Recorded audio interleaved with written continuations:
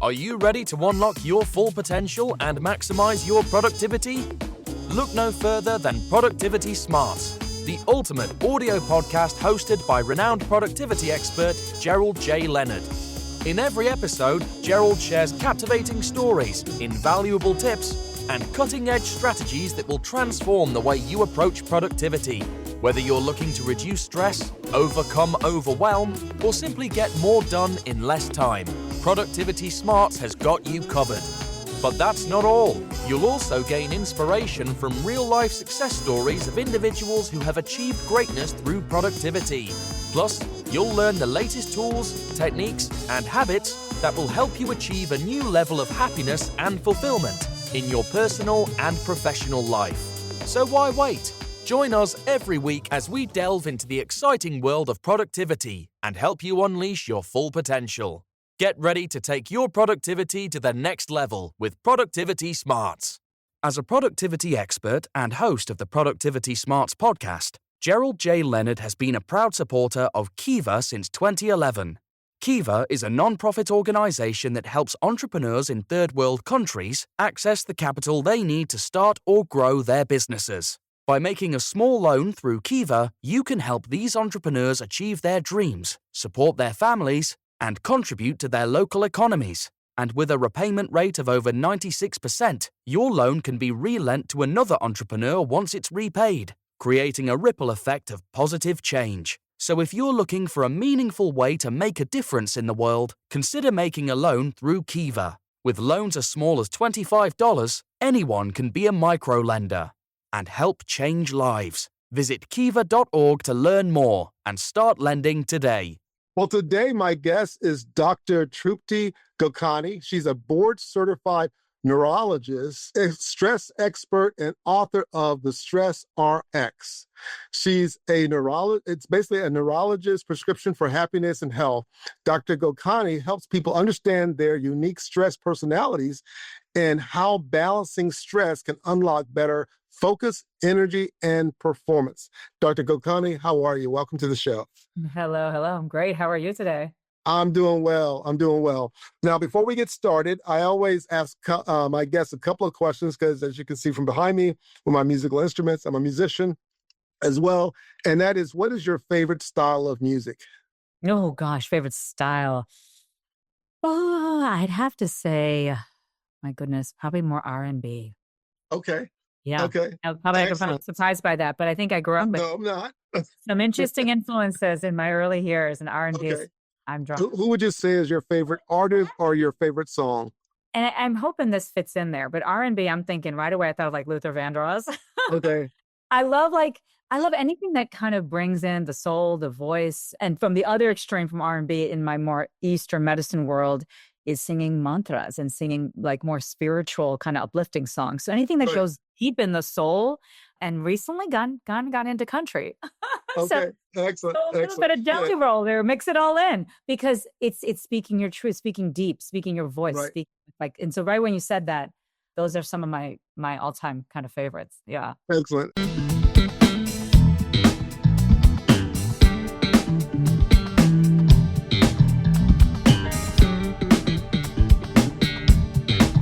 Well, listen, we're going to talk about your book, and I really love the way that you've put the book together. I've done a lot of research about the things that you're doing and the concepts, and it speaks true specifically, I think especially right now and just across the globe, right? Because there's so much turmoil, with AI and just political things that are happening and just all kinds of stuff that you hear on the news and social media.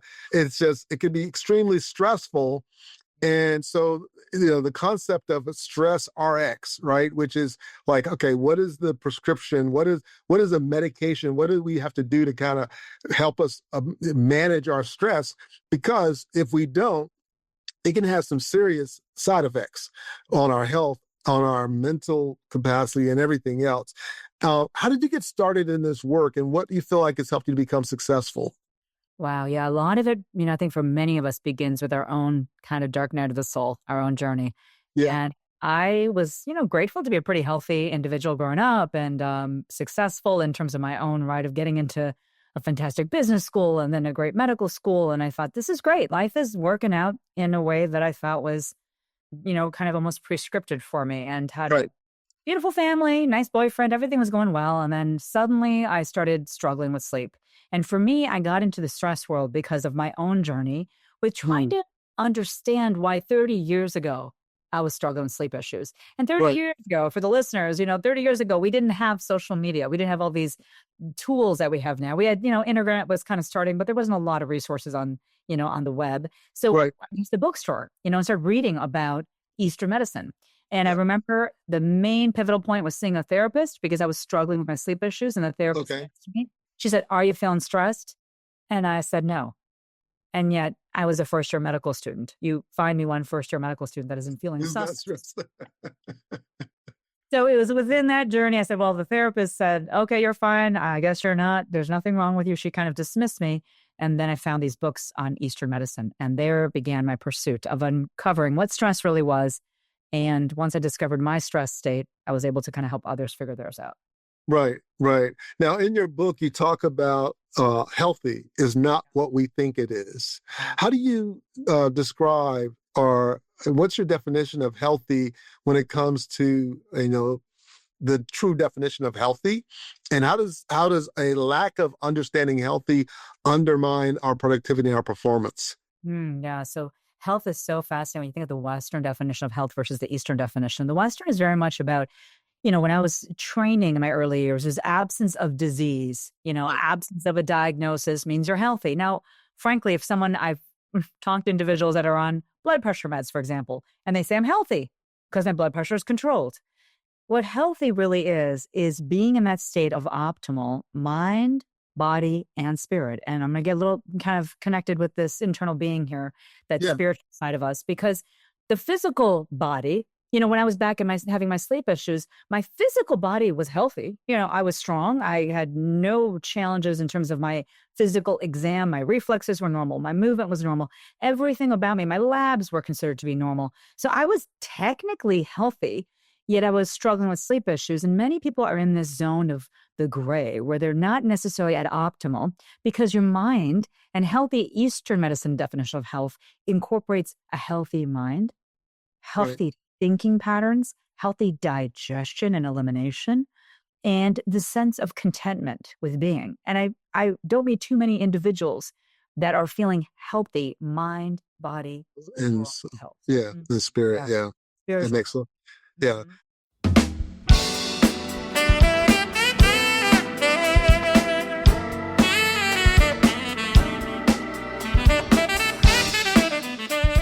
And I think it's really important to understand that, at one point in time back in history, health was looked at, as you're saying, mind, body, and spirit. And then I think either during the wars, or I know you talk about it in your book, but there was a point where the mind and spirit part really got divorced from the body. And so from a medical standpoint, and we focus more on, let's just get the numbers right and get the body right. If the other parts are not also right, it still throws things off, right? And in fact, our mind can have a bigger impact on our physical health than just the physical stress of just kind of living, right? And so on. And so let me ask you, you start off also with, in your book, about a stress personality state, right? And then you refer to like earthy or wind or fiery. How do these show up in the workplace, and why is it important for us to have some self-awareness around what our stress personality state is, and what is that all about? Yeah. And to tie into your last question, also going to productivity and stress. So this idea of being optimal, being in that kind of healthy physical and emotional state, when you're in that state, you are on. You can be focused, clear, methodical in your thinking and your speaking, and everything is kind of tuned in to your most intuitive state. And in that state, when you're trusting your gut, you're following your intuition, you're using your emotions in a regulated fashion, and you're speaking in a way that you're taking not only your own emotions into kind of into understanding here, but you're working with another and you're communicating ideas, you're sharing your thoughts, you're kind of picking up on the energies of others, you can then accomplish a lot. And when you're not in that state, I call it that stress personality state, you're off. You're almost so disconnected from the other individual you're working with or individuals you're working with that you have a hard time even finding solutions to challenges in your day, in your night, and in your world. And so the stress personalities, really Eastern medicine, this is what I found out for myself. It's tied into this Ayurvedic wisdom, which is 5,000 years old, that all of us are made up of 5 elements: air, space, fire, earth, and water. Every living thing has 5 elements, be it a plant, an animal, a human being. Some of us were born into a state where we have more air and space element to our nature. That is called the Vata, V-A-T-A, Vata types. Yeah. Moving, going, doing. If you're Vata, you maybe have a longer frame, thinner. You might have more of a movement nature to your being. You don't like to sit still. If you're Vata, you're talking a lot, you're moving a lot, you have to travel. You're not someone you could be like behind a desk, sitting there all day. That would make you crazy because you love movement. So Vatas have this natural exuberance. They're very artistic, musical, like you. Okay. They enjoy things that are just creative. That's their jam, right? Right. Pitta's more fire, more metabolically intense. Like they're more competitive. If you play a board game or play pickleball with the Pitta, you'll know, because they're a little bit more on and detailed and competitive. They're more precise. It's a great energy if you're a leader. If you're running a company, you are paying attention to details. Fire energy gives you the ability to see things that need to get done. More muscular, So oftentimes athletes tend to be a little more fire type. Individuals that run companies are more fire type. So it's a great energy, right? In balance. And the earth and water type is the Kapha. We call it Kapha type. Bigger frame, more relaxed, more body to them, more mass, not necessarily obese, just a body has stronger bones, bigger bones, and more physical girth. That's the earth element. Calmer, more intuitive, more introspective, not talking as much as the Vata, but perceiving and listening. If you have all people at the table, I've been at board meetings where you have all sorts. You've got the Vata, the Pitta, the Kapha. You can see the Vatas just want to talk. They love talking. Sometimes they're talking a little too much. This is where we get out of state. Right. So if you know your state and if you get too Vata, and all of us can get too windy, the Vata, we start talking too much. We start feeling cold. We start getting kind of neck tightness and tension headaches. We start getting constipated. I start feeling as though I'm almost a little bit unfocused, ungrounded, ADHD, classic Vata energy, airheaded, forget things, The Pitta, hot-headed, you're fiery, you get more irritable, anger. Pitta is sharp. Sometimes if they're sitting at the table and they're like, this is the answer. I know this is the right answer. This is how it's supposed to be. And then anyone else, they're not listening. Right. Just, that's a Pitta. Fire, critical, judgmental. Sorry, if you raise your hand, that's you. That's okay. That's the fire energy coming up. The Kapha is actually the one that goes into withdrawn, hides. When they get more imbalanced, that earthy energy, quiet down. You're almost kind of too quiet, too introverted. You might go into hiding, heavy, congested. Kapha physiology is more like a sinusy, congested, feeling heavy after you're eating. Right? That's the Kapha. So what you want to start thinking is, okay, who am I? Who was I birthed? That's kind of tricky sometimes. But who am I now? When I'm under stress, what is the nature? And I have a lot of, women I know in my coaching groups, and a lot of women with hormonal shifts start to say, gosh, I don't understand what's happening to me. I feel so much more rage, so angry, so irritable. And that's that fire. Oftentimes when progesterone starts dropping, you start to pick up on your personalities more. But it's a buildup over your years of life. Right. Doesn't happen overnight. Yeah. And that's, and I think that's really important, is that a lot of things that we're experiencing wherever we are right now, whether it's really good or we feel like we're struggling, it's not because of one or two things. It's something that's happened over time that's kind of built up, whether it's in the positive where it's going upward or it's going downward because you've been taking on stress and you've not been releasing it. You've not been processing it. I love the story when you were in the book, when you were talking to, I think it was another doctor, and he asked you, where are you from? and you said you were from Africa, and he was like, "What? You're East? You're South? You know, you're Asian. You're Eastern. You know, Right. whatever. How does Africa fit in? How did that work?" And you said, "Okay, well, my parents lived there," but Yeah. then you express a traumatic situation that happened to you when you were very small. You know, probably like 2 years old, that you mentally didn't remember, but actually came out during that conversation. And I'm only sharing that from the standpoint of it's all the things that we've gone through throughout our life, even the things that we're not consciously aware that we've gone through that can put us in one of those states, right? Absolutely. And so important this up. So important. Yeah. Any additional thoughts to that? Yeah, because that's so important to bring this up, because so many individuals say, what is it that I've done in my life that's created this? Why am I so irritable all the time or anxious all the time? And oftentimes I tell individuals, this is not only in your early years, and for me before age 2 and the stuff I smuggled out of Africa, and I had a very traumatic exit from the country. Right. Yeah, I don't remember. And there was a very traumatic story about that. Yet how about generational? What was mom like and grandma like and grandpa like, and the energy that we inherit as we're born. And this is what we're learning now is even I have some sense of, if I'm going to hold guilt, a little guilt here. And of course I did the best I could at the time. Yet when I was, when I was in my last year of residency, I was a chief resident. I had a 24/7 pager and I was pregnant. Okay. And my daughter, dear Aria, who's now 23 years old, in her development, can you imagine? I was so busy answering pages. I was up half the time at night answering calls, running from one place. I lived in the city of Chicago, driving to 95th Street to a hospital that was a good hour away to answer calls and go see patients that were emergency patients. And quite frankly, I was so distracted with my own self-care because I couldn't focus on me. I had to focus on the patients and the fact that I was the chief resident, take care of the residents and help them prepare for board exams and myself too. And so I was drinking these little protein Ensure drinks, which aren't the healthy protein drinks we have today. High sugar, high caloric, dense drinks. But I would just literally drink one of those in the hallway just because I hadn't eaten anything. And imagine my daughter was developing in that setting of me not sleeping, me not eating well, me not sleeping well. So now there's data to show the trauma of that time and the effect on the newborn. So she didn't even have a chance. She came out already kind of, let's go. And so, and when you look at someone's physiology, I want you to think of the children you know, and the kids you know, and maybe some of them are a little bit more reactive. They haven't lived their life yet, but the program that they've inherited from mom and from the generations.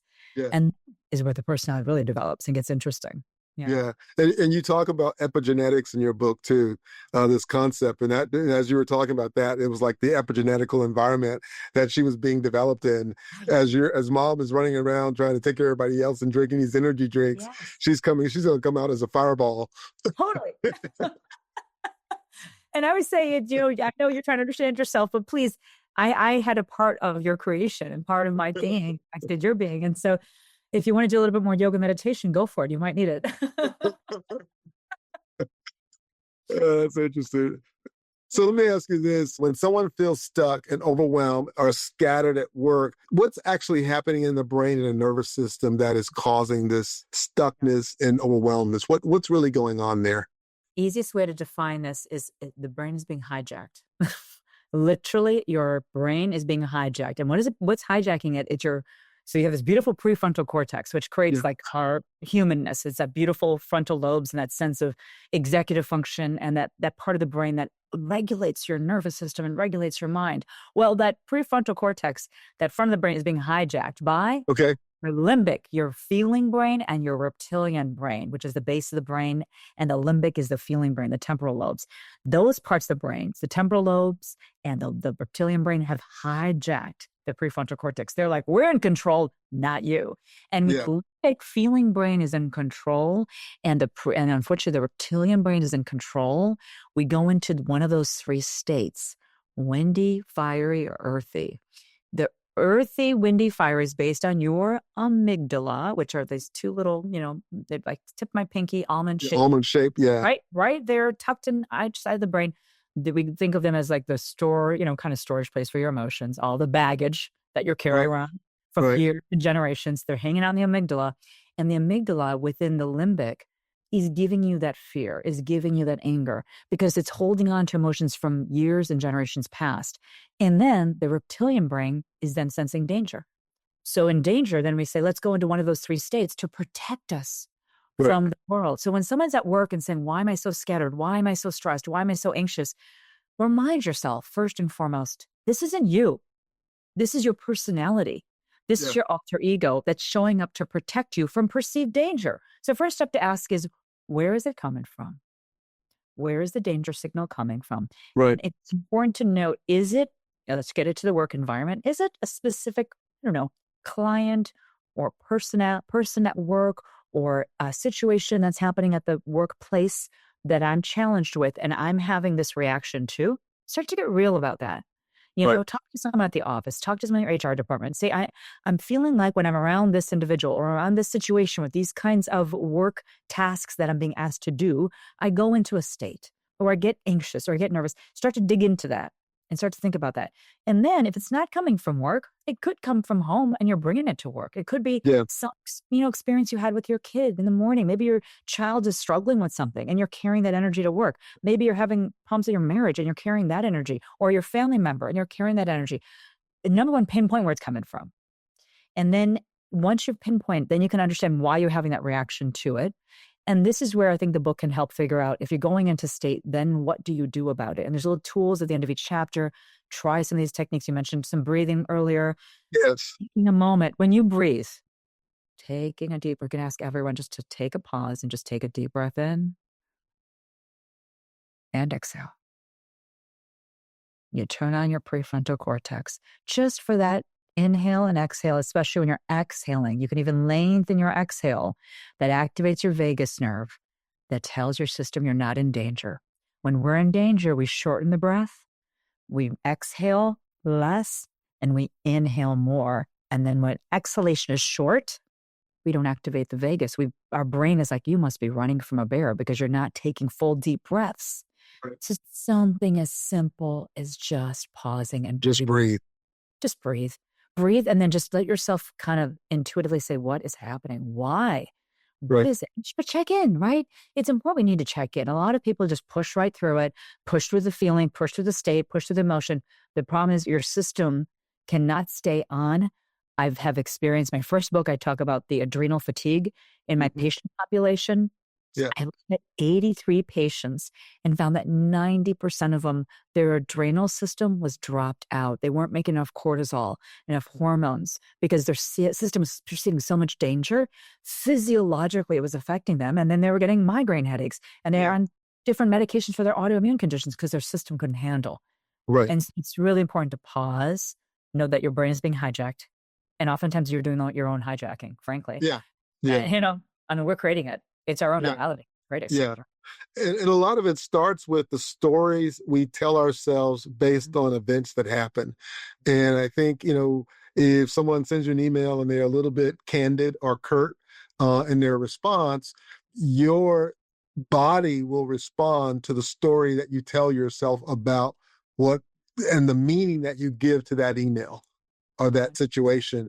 And so the other person may be having a bad day, or they can just be in a state of matter of fact, right? And so they just send you an email and say, hey, I want to be candid with you, or I just want to say this or say that, blah, blah, blah. And they just here's the facts.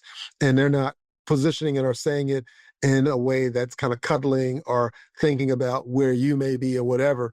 But it's up to us and how we then read it, and what story we tell ourselves will also determine what our body does and how it responds. How does that non-conscious narrative limit our ability to be productive, to be effective? And how can we start rewiring and rewriting the narrative that we're telling ourselves so that we can have a better response? Yeah, beautiful question. I mean, it really starts, I was mentioning just from a physiological standpoint, the amygdala, which are perceiving at an unconscious level. So an example I always give is, imagine you're walking into a room and you're about to walk up to somebody. Let's say you're at a networking meeting and you're about to walk up to somebody and you just get this feeling like, I don't know. Do you want to lean in, or do you want to kind of maybe meet somebody else? that perception, that feeling, intuitive feeling, and that emotion that comes with that comes from the amygdala. That sensing actually happens before we think. We feel first. And I use this model called the 3-brain model. First brain is what you were talking about, is how we think and the stories we create about our reality. The first brain's central nervous system is that creation of our reality. And maybe a reality that's true or untrue based on our early programs, right? Right. The second brain is your enteric nervous system. It's the 200 to 600 million neurons in your gut that are sensing and feeling. You make 90% of your serotonin in your gut. And what we know is that we can feel first. In fact, we often feel first and then we think a thought. So what you want to start to be aware of, and part one is awareness of this, is that when you're thinking a thought about something, you get that email and you kind of have that sense, that gut feeling. First, just to know that there is a feeling and you want to honor the feeling you're having. And the feeling may be that, gosh, this person is being curt because maybe your mother was always very curt with you. Maybe other people in your life were kind of maybe a little too judgmental or strict with you. And you're feeling the energy and you're almost projecting that feeling from a previous experience. And so you have a feeling and just honor you're having a feeling and know that, gosh, whenever I get those emails, this is something to dialogue. I have this reaction. Because when you have a feeling, then you have a thought. And your thought, that's what's that Viktor Frankl quote between the, right? There's that moment, that gap between an experience when something happens and your response. Your response to it. There is the gap. That's the magic. It is in that gap because then you say, all right, been there, done that. I always get like this when I get an email like this from an individual. Is it really the individual or is it me? Right. And this is where it takes ownership. And this takes a healthy human being to take some ownership here, right? But I'm big on ownership. Let me understand my own role in this. Maybe I am reacting too readily to these kinds of emails.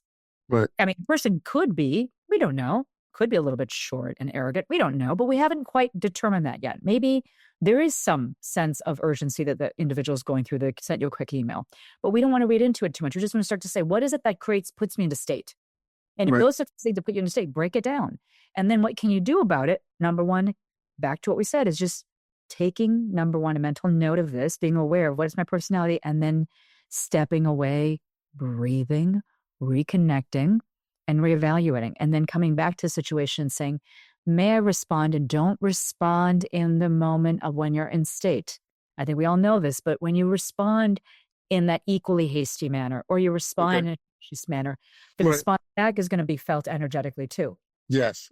And you know what happens. It's just then a dialogue of unhealth. So speaking healthy, back to what we're saying about the definition of health, healthy is being in that state of contentment, in that state of peace. That's when you're aligned with your true state, not with your personality state. So I realize this can be challenging when you have a busy day and there's a lot happening. Yet I promise everybody, if you slow down a little bit and take some time, especially in the morning, to do a little bit of meditation, a little bit of breath work, a little bit of some just gentle yoga poses to open up the physical body, because we hold our emotions in our body. So if you're having neck pain, hip pain, body pain, that's where your emotions are getting shoved into your physical body, which is why yoga is so effective and Tai Chi and all these exercises. But we can start to move our body, open the body, be aware. And then maybe each email, you can be a little bit more responsible to how you respond to that and take some that. And then that's where really magic happens, I think. It's really that response, right?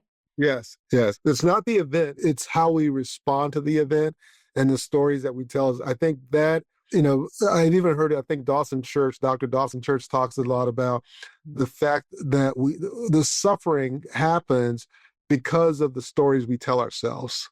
100%. Right? That suffering happens. Change our stories in something happens first. And when I started realizing that, I noticed that in my coaching clients, when I went from clinical practice, closed my clinic and started doing coaching work, and there's certain patients that I started doing this 3-brain model and realizing as I worked with them on their thoughts, I remember this one patient for years. I never would have discovered this in the clinic, okay? Because she was having migraines and she'd gotten to a great place because we'd worked on her gut function. The third brain, by the way, is the microbiome. I did a lot of work on food intolerance testing. First book I took about food intolerances. My daughter had them, and we got rid of her migraines by getting rid of gluten 20-some years ago when gluten wasn't such a bad thing back then. Right. I realized that, wow, gut brain, it's really important to improve your gut function. Yet I started realizing in my coaching group that when I stepped away from gut because gut was healthy at this point with these patients and worked on their thoughts. One patient, I remember her telling me when she became a coaching client, my son never calls me. He never, ever calls me. And it makes me so angry because I go into like, why did you get so angry? Like, why are you so angry all the time? And she's, I just feel like I've done so much for my family and they don't do anything for me. Very valid, right? Very valid. She felt like she put all this time and energy in. And in the visits, clinical visits, I had 15, 20 minutes. I could never dig. But then I had the coaching. I gave her videos to watch. My coaching group watched videos and learned all these different things. And then we'd come back to a coaching call. She said, you know what? I realized something. I have been expecting him all of these years to pick up the phone and call me. All of these years, I wanted him to put the energy into appeasing me. I never once thought about how busy he was. He's a business owner. He has 3 kids. He barely has a moment to attend to his own self. And she's like, when I did, I picked up the phone. This is a big thing for her. She's like, I picked up the phone last week and she wanted to share this with a group. I called him and he's like, Mom, oh my God, like, is everything okay? He thought something was wrong. She's like, no, I'm just calling to say hi. And he was shocked. He's like, thank you for calling. I've been thinking about you. I've been wanting to call you. I've been so busy. Da, da, da. And he just went, she's like, wow, I'm the one that has all this time. How come I'm not calling him? Right. And he sounds like that might be, okay, well, how could that change your migraine profile? After she started making weekly calls to her son, her migraines went from 6 a month down to 2 a month. Mm. And this is years of having migraines and me doing all the tricks I could pull out of my bag in the clinic and doing supplements and nutrients and IV nutrition therapy and all. It was her mind and it was her program. Once she worked on that and her anger cleared, she started loving her son. She looked forward to calling him every week. And she's like, this is like the thing I look forward to now versus getting angry, right? Angry about it. Yeah. And there are other pieces to the story, but that was one of the biggest ones. But just so that changes, right? Yeah, that's really powerful. And it kind of leads me into the next topic, which is around trauma. You talk about in the book that trauma can be pervasive, but it can also be hidden, especially among high performers. Something happened early in you talk about in your own life, something happened early on that kind of comes out unexpectedly. And then you go do some homework and research on yourself and you go like, wow, I started telling the story and this thing comes up, right?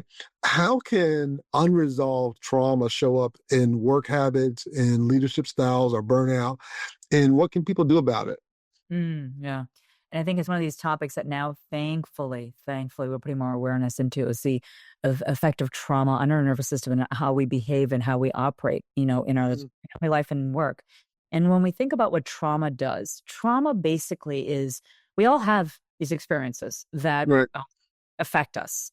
Trauma is when the experience has fundamentally shifted your reactive state, meaning that you start to now look at things in a different way and your nervous system is a little bit more on danger mode. It's almost perceiving danger when danger doesn't exist.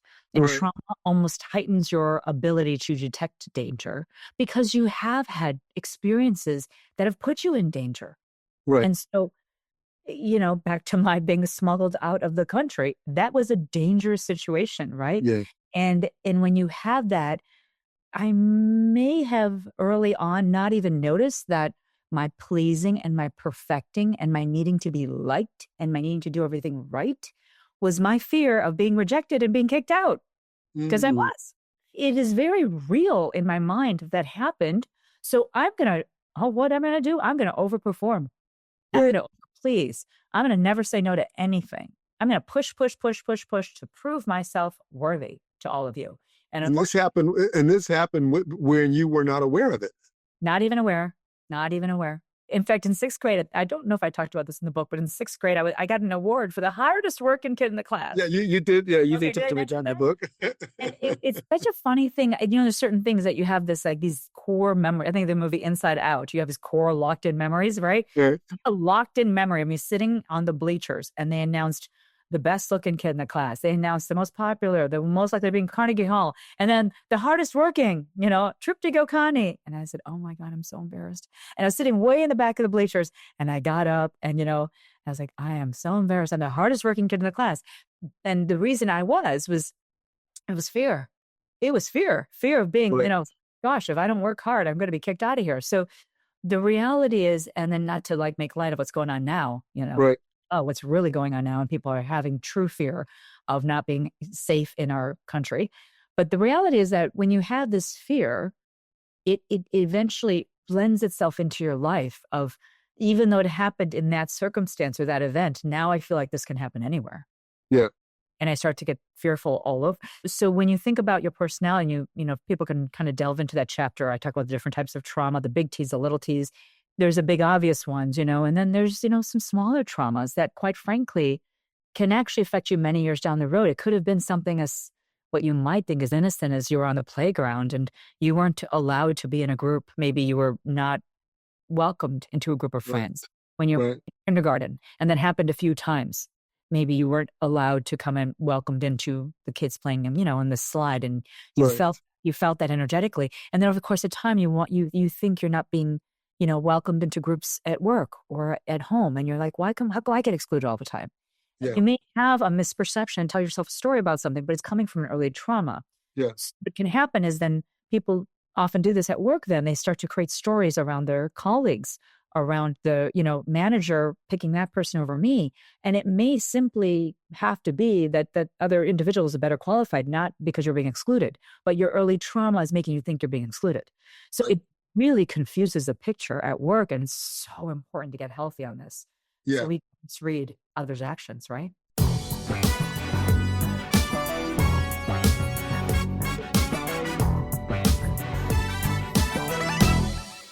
And I think it's really important to be aware of this, because those concepts, those traumas can also become our limiting beliefs. Oh, yeah. Right. And the limiting beliefs repeated over and over kind of programs a reticular activating system in our bodies. And now we see the world through that lens. And that's what we begin to attract, and that's what we begin to embrace. And that is the experience we end up having on a day basis, which is surrounded by trauma that either we haven't addressed because we're not aware of it, or we're having addressed because we are aware of it and we don't want to deal with it.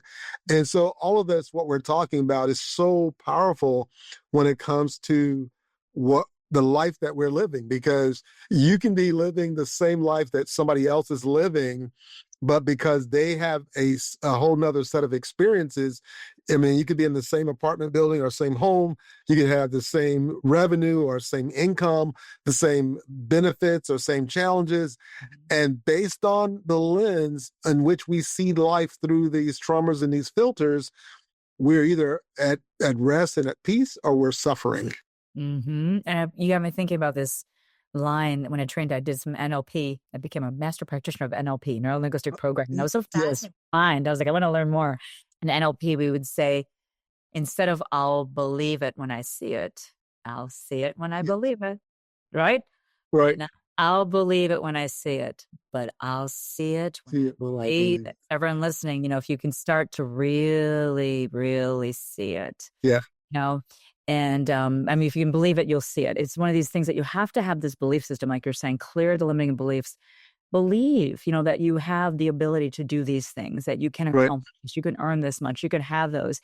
And once your system owns that truth, yet you're right, if you have these limiting beliefs, you unfortunately don't even allow yourself to reach these aspirations. And Exactly.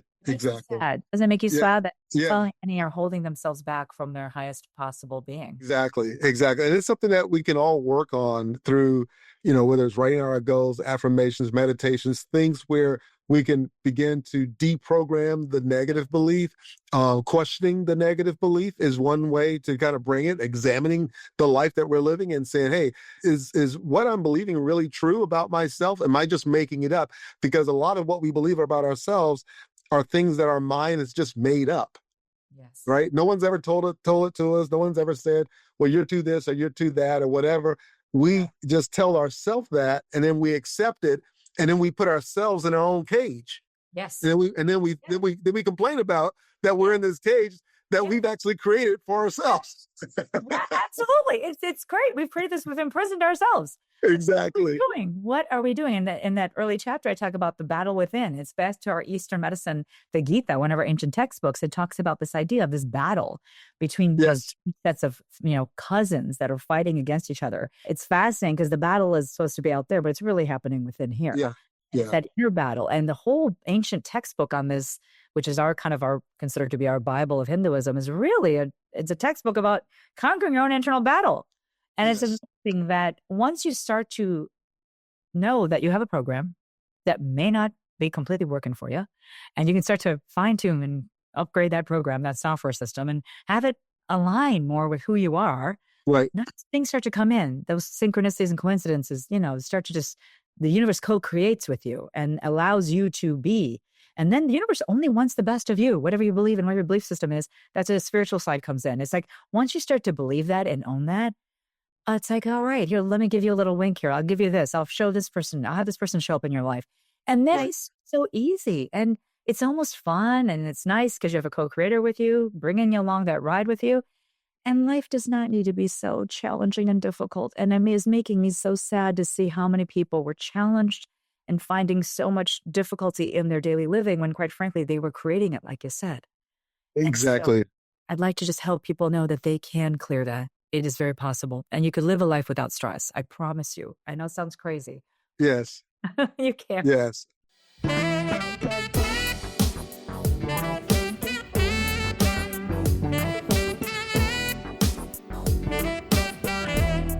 Now, your book, again, is the StressRx. And if listeners could learn or implement just one practice from the StressRx this week to improve, what would that be? I'm always kind of big on getting to know yourself. I think you cannot step and take that first step unless you know which direction to go. Right. So I'm going to say, and it's maybe a little shameless plug, but to take that stress quiz, I think is really important. Yeah. It's free on the website. And really the whole idea of the stress quiz is just to get you into a sense of where do you go when you're under danger. Do you go into the fire, earthy type? It's like a physiological fight, flight, or freeze state. What is it, the state? Once you learn your state, and there's a little video that explains the state, but get to know what's your state that you naturally go into. Right. Once you've done that, I'm going to encourage everyone just to pause. We talked about breath work. Breathe into that a little bit and start to be aware of when you go into that state and what is it that triggers you. And if you just start to become aware of that is part of the healing because now you're aware of yourself. Exactly. Activators. Isn't that huge? I mean, Exactly. Well, it reminds me of the statement of it says the unexamined life is not worth living, but the examined life is worth living because now you know what's working, what's not working, and you can begin to work on it because you're examining it. Dr. Gokani, thank you so much for joining us on the Productivity Smarts podcast. Where can people learn more about you and get your book? Thank you for having me. It's such a pleasure to work with you and to speak with you. You're so fantastic. And so, my website, it's TruptiGokani, TruptiGokaniMD.com. You can learn about, the different offerings I have. 2 books. The Mysterious Mind was written in 2015. A little bit more migraine focused. So it's kind of good for anyone with any condition. It goes over the Ayurvedic kind of, how you learn about your Ayurvedic types, food intolerances, adrenal fatigue is really focused on that book. Book 2, the StressRx, the Neurologist, Ayurvedic Prescription for Happiness and Health is really getting deeper into why we get stuck in a state. Why do we get stuck? We talk about the trauma, like you discussed, storytelling, some sample exercises, because the reality is I know I can't help everyone individually with my coaching work. So these are tools I'm just going to encourage you start to read that. You'll start to improve upon yourself without even really seeing me. So I'd love to just offer that because I think that can take people really far in their journey. And then there's podcasts and different kind of TV shows and things I've been on that say more on the website. Exactly. Yeah. And I just want to kind of keep people motivated to stay connected and to know that life is a journey. Ayurveda is 5,000 years old. It's not going anywhere. Right. And the more we learn about ourselves, the happier, more productive, and more just powerful lives we can lead. Right. Right. Leave with that sense of excitement because we can be our most optimal selves. Excellent. Excellent. Well, Dr. Gokani, I have to say this. Out of the hundreds of podcast interviews I've done, this is probably one of the most intriguing, most scientifically in-depth conversations. And I loved your book, and I would definitely recommend it to anyone who is looking to live a better life. And when my vertigo thing happened 6 or 7 years ago, I wish I would have known a lot of this because I discovered a lot of the principles through a number of different sources, but you put it all in one place and really describe why our bodies become the messenger of the balance or imbalance that we may be going through, or the challenges, because our bodies are saying, hey, there's something wrong. And it may not even be physical, it may be mental or spiritual that's going on, but our bodies are willing to tell us that. But again, thank you so much for being on the show and for your wisdom and for writing the books and for putting all the information out there to help all of us get better. Thank you. Thank you for having me. If you're enjoying the content and finding it valuable, we would appreciate it if you could take a moment and leave us a review. Your feedback is important to us and helps us reach a wider audience. If you leave us a 5-star review, it would mean the world to us. Not only does it help us improve the podcast, but it also helps us attract more sponsors and grow our community. Thank you again for your support and for listening to the Productivity Smarts podcast. Thank you for tuning in to Productivity Smarts, where we help you achieve your goals and live your best life. We hope you've gained valuable insights and actionable strategies to boost your productivity and increase your happiness and fulfillment. Remember to apply what you've learned and keep striving towards your goals. And if you haven't already, be sure to subscribe to our podcast for more inspiring episodes and expert advice from our host, Gerald J. Leonard. Until next time, keep pushing forward and unleashing your productivity smarts.